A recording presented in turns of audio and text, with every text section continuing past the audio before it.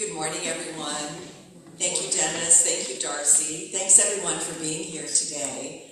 I want to shift things around. I usually do the meditation at the end, but I'd like to do it at the beginning because I want us to practice being in this awareness. And so if you could, just get ready for meditation. Allow yourself to be centered in your chair.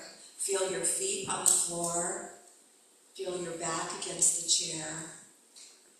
Just kind of shift your way in until you feel comfortable. Notice any tension you might be holding. Look within. Notice if there's tension in your shoulders or in your jaw. Just breathe in and release that. Notice if there's tension in your neck. Breathe and release. And now pay attention to your breath. Bring your awareness as you inhale and exhale. It's the inflow and the outflow.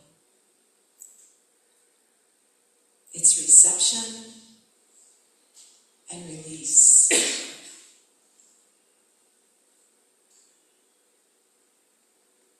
So I invite you to use your breath as you inhale. Use it to connect with your heart. Breathe into your heart space.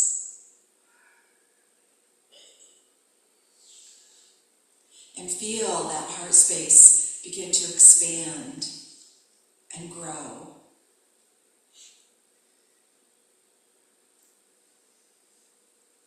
And just know that whenever you are worried, whenever you are in fear, that you breathe into that heart space.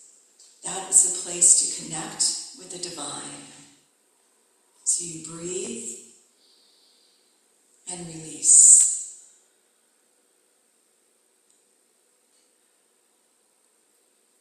And so right now, just breathe into gratitude for this day, for this moment, for this awareness. Breathe into that gratitude into your heart. And as you release, bring your awareness back into the room. And when you're ready, open your eyes.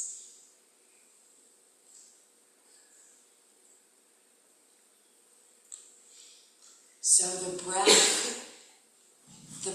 and that awareness with the heart is a very powerful practice, because when we are in that heart coherence, there's a divine balance, there's a divine alignment that happens. So when we remember to breathe, and don't you notice now, I know I'm very aware now when I forget to breathe, and we're holding our breath. And there's a lot of times to hold our breath these days. So pay attention when you're holding your breath to remember to breathe. It's that divine circulation. It's that remembering of who we are with Spirit. So thank you. I'm so grateful to be here today. And I don't know about you, but I've been really hooked on watching the Olympics. So amazing. Isn't it amazing to watch everyone and what they are able to do and their ability and their commitment to what they're doing and the beauty of it? It's so inspiring. It's so inspiring to watch them. And there's a lot of gratitude and there's disappointment. You know, I was watching the skiers and they come down the hill racing 60, 70, 80 miles an hour, and they get to the bottom and they miss it by 0.03, you know, and then they're disappointed. I would like there to be a grandmother. If I had my way, there would be a grandmother at the finish line, and they would get done, and she would just hug them, and she'd say, "You're alive." I'm so grateful you're alive. And just give them a hug and tell them what a great job they did. Instead of them standing by themselves waiting for that number to come out. because it's whatever they did, whatever the number is, they accomplished something huge. They have faith in themselves. They have faith in the process. They have faith. You can't be a snowboarder and get to the tip of the ramp and say, I wonder if I can do this. From the time you do that, you have faith to do that. I grew up in a household where, back in the day, we all know back in the day, girls didn't do sports. And so I wanted to try out for softball, and my mother wouldn't let me. She was afraid I would get hit in the face. You know, her fear became my fear. So she didn't let me do that. And so I didn't grow up in an athletic household. And I can't even imagine what parents are doing when their child is flipping off the ramp and doing quadruple flips in the air before their snowboard lands back. I can't even imagine that. But they have faith. You have to have faith in my ability. I have faith in the process. I have faith in the training. I have faith that I can do this. So one of the Olympic skaters I watched was Max, I don't know if I'm going to say his name correctly, Nomov. And his parents were Olympic skaters. And a year ago, they died in the tragic plane crash when they crashed into the helicopter over the Potomac River. And those were his parents. His parents were on that flight. And so all this time he had been training with them and learning this ability, and now suddenly they're gone. And he was so devastated by this loss, as you can imagine. This was his world, that he was distraught and devastated, and he couldn't do anything for a long time. He couldn't get out, he wasn't skating, he just was in deep, deep grief. And then one day, he just decided this is not what they wanted. They wanted him to excel. They wanted him to be in the Olympics. And so he finished his training. He did his training. He qualified, and he was in the Olympics. And his passion, his performance was so beautiful if you watched it. And it wasn't about winning. It was about honoring his parents. And there was such a beauty of that, such a presence of faith.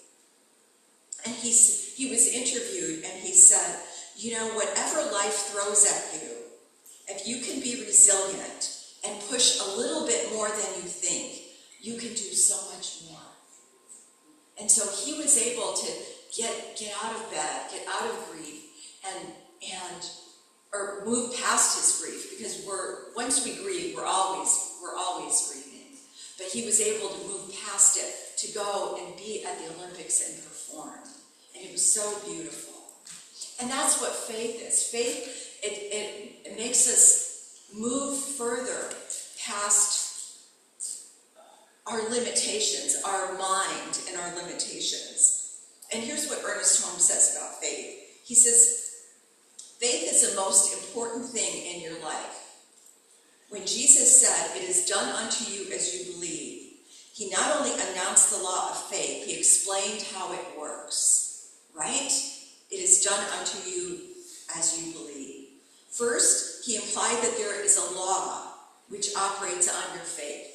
There is a law of faith right where you are, and it will operate like any other law in nature. We know the law of gravity. Whatever goes up must come down. So there's a law of faith. Whatever you believe in will be realized. And there's that word, it's done to you as you believe. And he says, not only is there a law which does something for you, but in doing so, it is limited to your belief. To your belief. And that's the important thing to remember. Our thought is a seed. And so it's a seed that when we plant that seed, we plant it in the creative soil of the mind so it can mature. And so our thoughts must be watered with hope, fertilized with expectancy. This is from Ernest. I love this. And cultivated with enthusiasm, gratitude, and joyous recognition. So think about that. Our thoughts must be watered with hope, fertilized with expectancy, that we have a divine expectancy of the good, and cultivated with enthusiasm, gratitude, and joyous recognition. That is our work. That's our work. What are we thinking? What are my thoughts? And what am I putting into the creative soil of mind? And it is a 24/7 job, right? Because the thoughts are there during the day, and then they're there at 3 a.m. I don't know about you, but those 3 a.m. thoughts that wake me up. There are those thoughts. What am I thinking? What am I believing at this moment? Because there's always that option to think about the worst case scenario, which you've heard me tell the story before. I know you've heard it from other speakers as well. It's the story of the two wolves. It's a Cherokee tale. So an old Cherokee chief was teaching his grandson about life, and he said, "A fight is going on inside me," he told the young boy. "A terrible fight between two wolves. One is evil, full of anger, sorrow, regret, self-pity, and false pride. The other is good, full of joy and peace, love, humility, and kindness, and faith. And the same fight is going on inside you, grandson, and inside every other person on earth." The grandson thinks about it for a moment, and he says, "But grandfather, which wolf will win?" And he said, "The one you feed. The one you feed, the one we put our attention on. That's the one." And those 3 a.m. wake-ups where we think about how something might go wrong, and then, don't you tell a story? It's like we expand the story. Well, then this will happen, and then maybe this will happen. Ooh, what if this happens? And sooner or later, we have this huge story of what we're afraid might happen. We've built it into a huge story, which instead, we catch that story and we change it. And that's what we're going to do in the workshop today, is we're going to look at our stories, we're going to capture them and see how we can restructure them and change them into what we want. Ernest says the law operates automatically. The law of faith operates automatically. There's no need to coerce, to concentrate, or to compel it. You provide the mental attitude on which it may operate on. You and I provide the mental attitude. What am I thinking? How am I feeling? So Max, the Olympic skater Max, he lifted himself out of that devastation and grief, and he moved into the passion and joy of his talent. And again, it wasn't about winning. It was about showing up. And when he was interviewed, he said, "I'm so proud of what I've accomplished. I'm so proud I made it to the games." And his story is just one of many stories. And you probably all have your favorite Olympic person that you've been watching. And their stories are phenomenal. They're stories of faith and struggle, the surgeries that they went through, and they continue to move on. And that's what they've done. I imagine what they've done is they've had to master the relationship with the two wolves. Are they going to go to the one of doubt, of fear, of insecurity? Are they going to go to the one of faith and humility and love? So, there was another story in the news, and that was the story of the Buddhist monks. Did you follow the monks? Oh, I see a few nods. Maybe some didn't. So, let me catch you up. It was a walk of peace, a long-distance pilgrimage. It was initiated by this group of Buddhist monks, and they started in Fort Worth, Texas, and they walked to Washington, D.C. They started on October 26th. They walked 2,300 miles. They arrived in D.C. on February 10th, just this week. And you can go on YouTube and watch the videos because they did a talk, they did a meditation, and you can look at their Facebook page. A lot of information is online that you can find. They brought their dog, Aloka, and the dog was a symbolic figure throughout the journey. So in November, there was a traffic accident that they have a van that follows them, and their support van. And the car hit the van, and the van ran into one of the monks. Two of the monks, actually. And one of them lost the lower part of his leg. Ooh. And so here was this tragedy in the midst of this beautiful walk of peace. But that didn't deter the monks. And that monk was in a wheelchair, finished the rest in a wheelchair. Finished the rest of the journey. And there was no animosity, there was no other thought than let's continue our walk of peace. And every town they went to, they would stop for lunch and talk with members of the town. And at dinner time, they would do a little get together and they would do a talk. So they averaged over 20 miles a day. Now, I walked part of the Camino de Santiago many years ago, and our longest day was 15 miles. And so I know what that's like, but we had the day off the next day. I can't imagine doing this for 108 days they walked.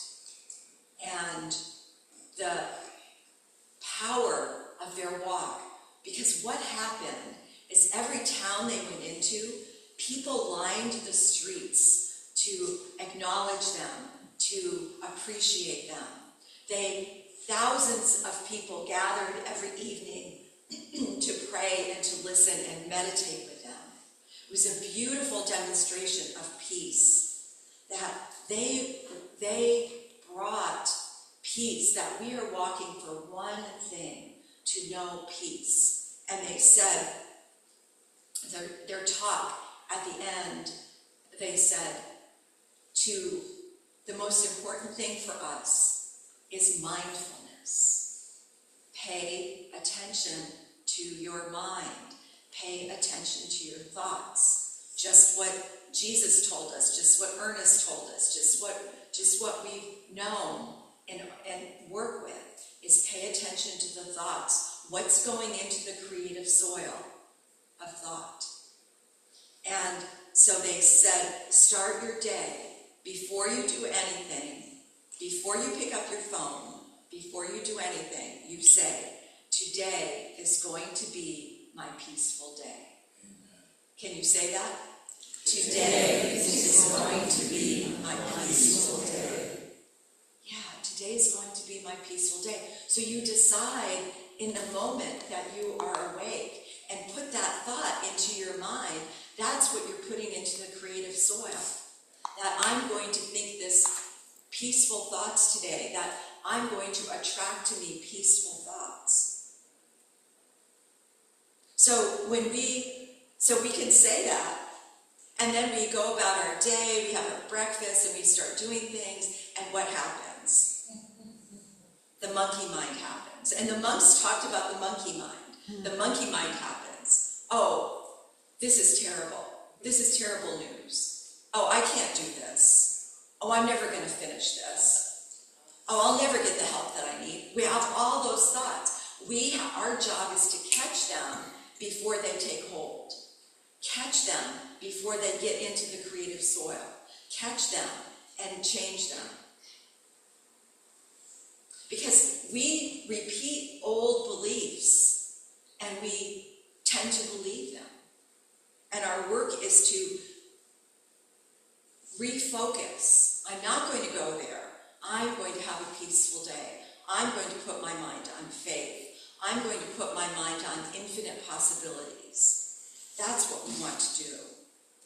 And this is a daily process. This is a minute-by-minute process. This is my process all day long, is I'm paying attention and I hear myself. I can hear myself saying something and I go, oh, no, stop it, stop it. Stop it right now.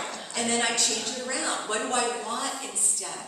What do I want to know? What do I want to think? What do I want instead? We all know what we don't want. We have a laundry list of things we don't want. But what do we want? That's what we focus on.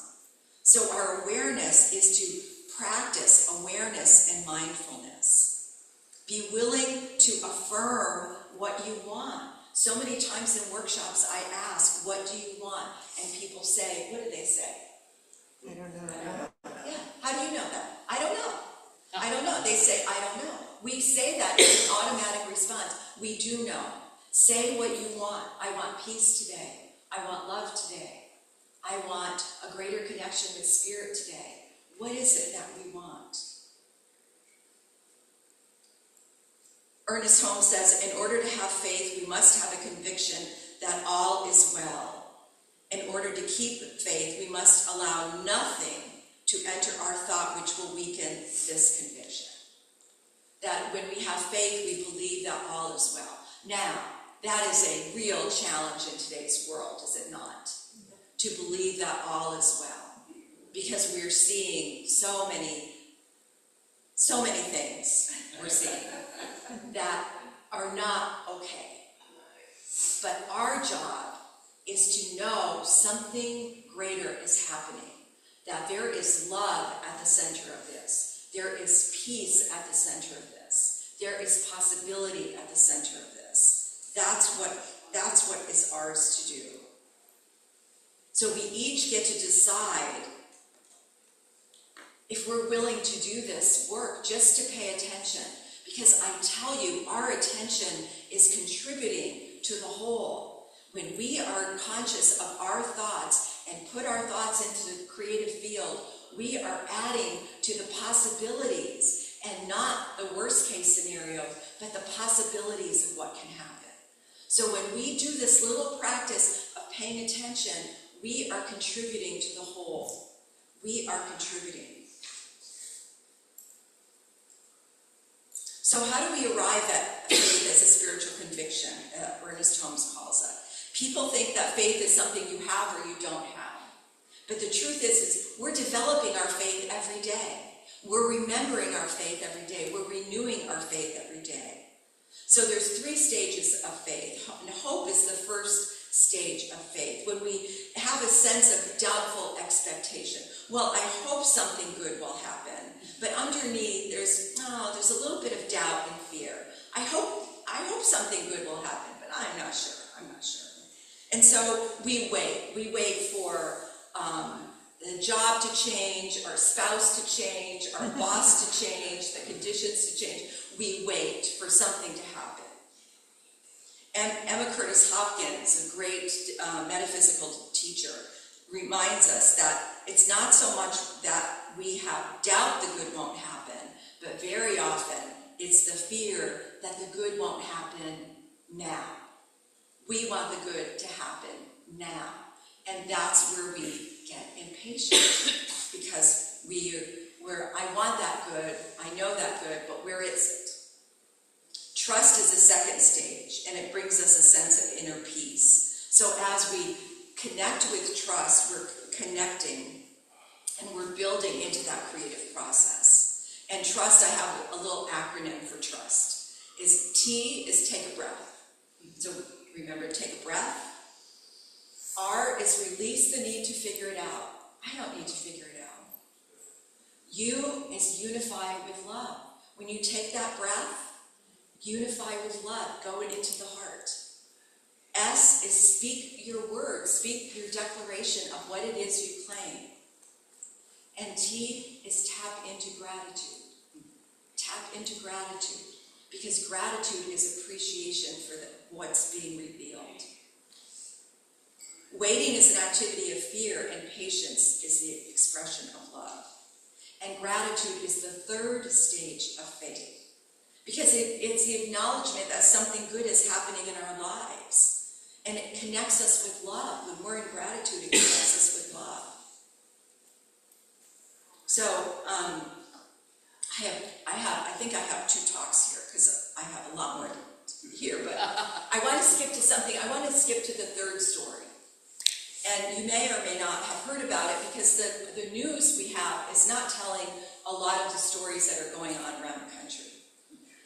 So in Minneapolis, we all know what's going on in Minnesota. And in Minneapolis, there was a woman that went with her 2 sons. They baked cookies and they brought hand warmers with them. And they decided to go to where the protesters were to hand out cookies and hand warmers, to do their support where they could. And so they went to where the detention center is in the city. And her son noticed that there was somebody out in the cold and brought the person, a young woman, over to the car and put her in the car and gave her something to eat. What they realized is that people are being released from the detention center all hours of day and night with nothing. They have in freezing temperatures.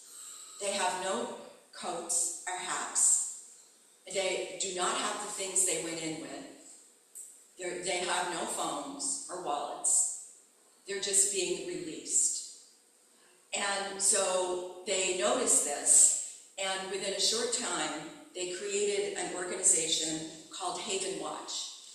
And they got volunteers from all around the city, from all over, and that there are volunteers with their cars running all hours of day and night. And they, in their car, they have coats and hats and gloves. They have food. They have a whole stack of burner phones, and the minute the person walks in, they give them a phone to call home. They have whatever resources they need, and they're with them until their ride comes or somebody takes them to where they need to go. And they've gotten people from all over. That's just one story in Minnesota. There are so many stories of the good that is taking place, of people that are feeding people. The local porn shop closed down and became a central warehouse for food. The schools and churches become central warehouses for clothes and food and supplies and whatever is needed for the people that are afraid to leave their houses. There's networks of people that are delivering food to people that are afraid to leave their house. There's all kinds of good that's happening. And so Minnesota is what love looks like when it's organized. Minnesota, that those prayers we pray, that something good will be revealed, it is happening. And it is happening in places that we're not hearing about. You have to search for these things. Go to Substack, if you're computer savvy, or on your phone, go to Substack, and you can read these stories. But so many stories, so much good is happening. People are showing up, standing up, stepping up, speaking up. People, there's a shift going on, and our prayers are working. And everything that we do contributes to that. Whether you pray, whether you contribute to an organization like Haven Watch, whether you contribute to a local food bank, everything we're doing is contributing to the whole. And so every day we have the opportunity. Where am I putting my faith? Which wolf am I feeding? The one of doubt or the one of faith? The one of uncertainty or the one of connectedness? The one of division or the one of knowing that we're all together? We're not separate, but we're whole. We have this opportunity. Oh, by the way, before I forget, there's a GoFundMe page for Haven Watch. And in a very short period of time, they've raised over $1 million. Wow. I checked it on January 17, and it was 700,000, and today it's over $1 million. Wow.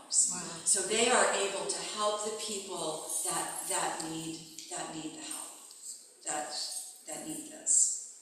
Ernest Holmes says, no matter what the outside appearance, we must cling steadfastly to the knowledge that God is good.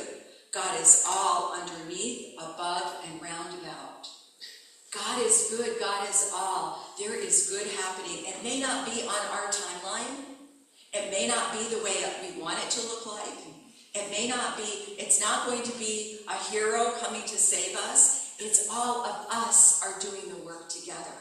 All of us are making the difference because we are unified in the one thought, in the one power. So we look at the condition, we look not at the condition of the world, but we see something greater is being revealed. Let's affirm this together. Repeat after me. Today is going to be my peaceful day. Today is going to be my peaceful day. I see beauty today. I see beauty today. I know wisdom today. I know wisdom today. I send love today. I send love today. I am love today. I am love today. Today is going to be my peaceful day. Today is going to be my peaceful day. And as we say that, we send that. Send love. Send love to places that are in trouble. Send love to people, the people we like and the people we don't like. Send love to them. Send hope to them. Send faith to them. Because things are changing. That there's a shift in awareness that's happening. So let's take this into prayer. So in this moment, I just give thanks for this opportunity to come into sacred community. I know right here and right now that God is good. God is all underneath, above, below, and round about. God is and I am.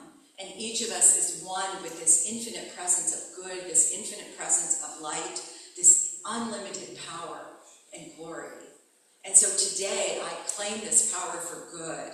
I look not at the appearances of the world, but I know something greater is being revealed. And that each of us is that presence of love and light.